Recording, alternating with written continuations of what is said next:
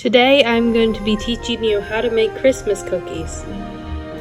For this recipe, you'll need flour, 2 sticks of butter, vanilla extract, almond extract, an egg, sugar, baking powder and salt, frosting, food colorings if you like, and sprinkles of your choice.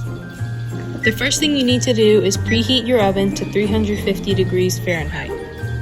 Next, combine 2 sticks of butter and a cup of sugar in a bowl. Mix them after with a mixer. After you have mixed the butter and sugar together, add 1 egg, 1 teaspoon of vanilla extract, and half a teaspoon of almond extract. Then mix. After you mix it, it should look like this.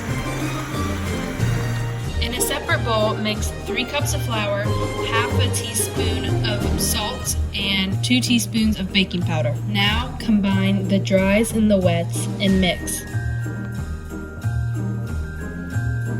Once you're done mixing, the batter will look a bit crumbly. Start mashing it together. After forming with it a bit, it should look like this. Now set some flour on your countertop. After you put the flour on the countertop, put the dough on top of it. Start rolling your dough. You should roll your dough to be half an inch thick. If dough ever gets stuck to your rolling pin, put flour on it. Once you're done rolling, it should look like this. Pick out Christmas cookie cutters of your choice.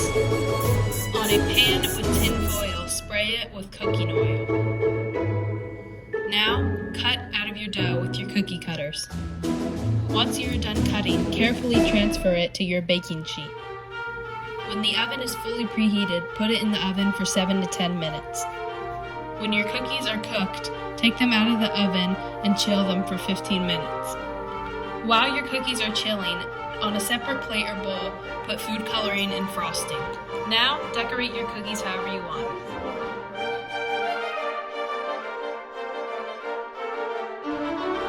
And now you have Christmas cookies.